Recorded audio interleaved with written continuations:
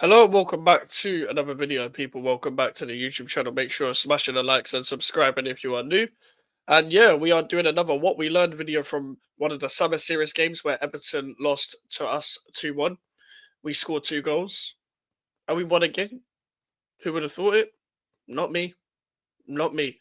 And to be honest with you, when I looked at the lineup, I was like, why is Diouf starting 2 games in a row? Why is Ward-Prowse starting 2 games in a row? Why is Kilman starting 2 games in a row? Because it's pre-season, you kind of want to see a completely different squad. But to be honest with you, I just wanted to see a bit of coaching and some good football, and we somewhat got that. But it was in patches. It was in patches. It was like, I think we actually suit sometimes. No, I think we suited more the stylistic or the style of Everton rather than Manchester United, where when Man United were pressing high, we were shitting ourselves. Whereas Everton sitting in a low block, it benefited us a lot more because Everton can't pass a ball to save their life. They just kept kicking the ball out of play, which helped us quite a bit. And they weren't even under pressure. Whereas for us, we were just trying to pass it between the lines and stuff, and it wasn't completely working. But I was impressed again with Freddie Potts. I think this man should start. Unless your name is Lucas Paquetá, in this midfield, you cannot start over this guy. Because we finally got like a DM that can like get the ball on a turn and wants to actually create and play make and stuff, and he can tackle. The guy's rough. One thing I will say, like every other number six that we've had apart from Declan Rice, is that he's going to go in for some reckless tackles, which is probably the most biggest deficiency about the guy. But, but let's be real here. When you're always looking up and trying to be positive, it's not exactly something I'm going to complain about personally. Like Freddie Potts just looks, passes, done. That's all he does. All he does is try and help, and when he wants to drive with the ball, he can drive with the ball. And I think Freddie Potts is that good. He can step up, and he should start. He should start. I'm not trying to see Alvarez, Ward-Prowse nonsense. Speaking of Ward-Prowse, again, this guy is just doesn't do enough. Just doesn't do enough. But he was hiding the whole game, so I don't even really need to speak about the guy. Like I'm trying to see Paquetá, Potts, Suchek probably as the midfield. If I'm being so honest. And speaking of Paquetá, I thought he played really, really well yesterday. Even the role that connects the midfield to the attack in a 5-3-1-1, but even in a three-man midfield, he was just having fun. He was just having fun combining with players. And the first half team was not what I wanted to see. 5 defenders, 5 in the back. But the second half, when we had Guilherme and Wan-Bissaka as wingbacks, I don't mind it. I don't mind it, but I would rather Guilherme on the right wing back still, like against Zurich, Diouf at left wing back, and Wan-Bissaka tucking in. I don't think we're going to see that because I think Potter really likes Wan-Bissaka as um, a wing back, but also I think it's because Wan-Bissaka doesn't really pass in between the lines like that, and obviously all his centre backs need to be like somewhat uh, good of a pass. Even though again, the Mavropanos are definitely not one of those. Kilman and Tadibo, fair enough, but again, the Mavropanos are definitely not one of those. They can't even hit a diagonal properly sometimes. Um, with our midfield in general, if we had a midfielder and a goalkeeper signed, like a number 8 and a goalkeeper, I don't think we'd be complaining as much. Now we really need to get those 2 signings done. Like, don't get me wrong, I think we need a lot more than those 2 positions, but I feel like I wouldn't be complaining as much if we got a goalkeeper and a midfielder. Me personally. But this again goes back to our inactivity in the transfer window. It's like it's getting ridiculous, man. Like 31st of July, we're still not, signed anyone that's like priority position. No one down the spine of the team. We're going with the same spine as last season. It just instead it's just with some youth players and some players coming back from loan. We can see some players though are not part of the plans. Low key, Ollie Skulls is not part of Potter's plans.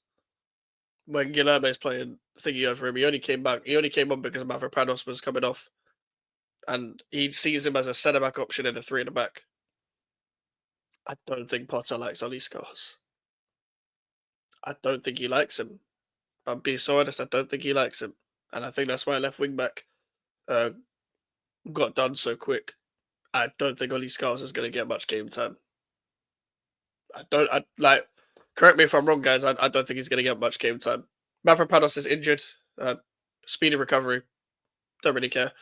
Um, But Nicholas Fulkrug has looked really, really good this preseason. Really, really good. Really mobile, really sharp. That goal was nice finish. I didn't actually want him to shoot from there because I was like, are you really going to finish from there? And then he finished really well. Finished really well. But when you get players surrounding him, those type of players, and you get runners beyond, those are the type of players you need around him. Whether we give him enough service this season, I don't have a clue. I hope that we can play some good football this season, but you man know where I think we're going to finish already.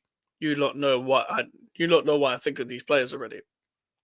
Do I like this squad? Not particularly. I still don't like this squad, but you man got to do a lot more to prove me wrong. Yeah, just in my opinion.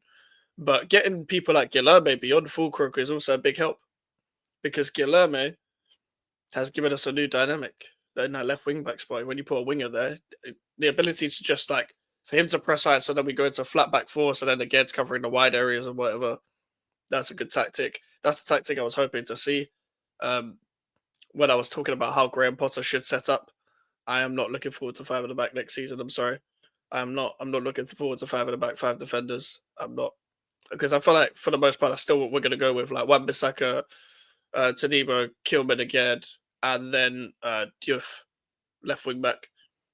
Which what I've discovered with the five at the back is that everything I said about Max Kilman was correct. He's better at defending in wider centre back areas because he put in a clanger of a performance, really good performance against Everton.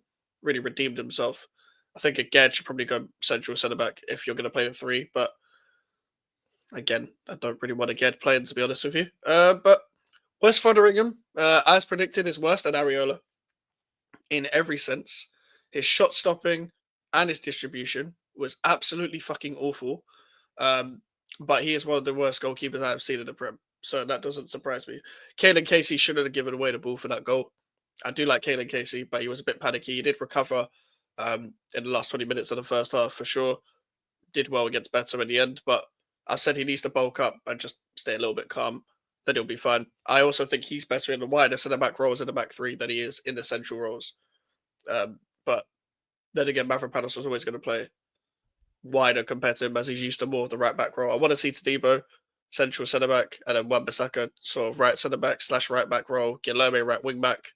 If we had Guilherme right wing back, Diouf left wing back, Fulkrug Bowen up front, where Bowen could just drift off, Paquetá just in behind, Souček and Potts in behind. That's not a bad team. That's a good team. That's a good team. Like, I wouldn't mind that, but don't feel like we're gonna ever see that lineup of what I want to see. But it is what it is. It is what it is. But I was really impressed with the intensity of us not just putting it on Everton, but also trying to win the second ball, trying to win the ball high up the pitch. Well, I want to see more. And as I've said before, we only concede goals really when we make the mistakes, and we're going to make a lot of mistakes this season. So beware of that. But that's the only time I really see us actually fucking up is off our own back, and it's kind of depressing because it's just like we can actually defend quite well as a structure. Like Tadibo for 90% of the time is concentrated in the air and on the ground, etc. We've got Aaron Wan-Bissaka, we've got Diouf now. Kilman's good on this day. It's not bad. It's not a bad defense. It's not a bad defense. That's all, is it? But we're going to continue to make mistakes. This is why we need Hermansen. We need Hermansen in goal. And we need a midfielder.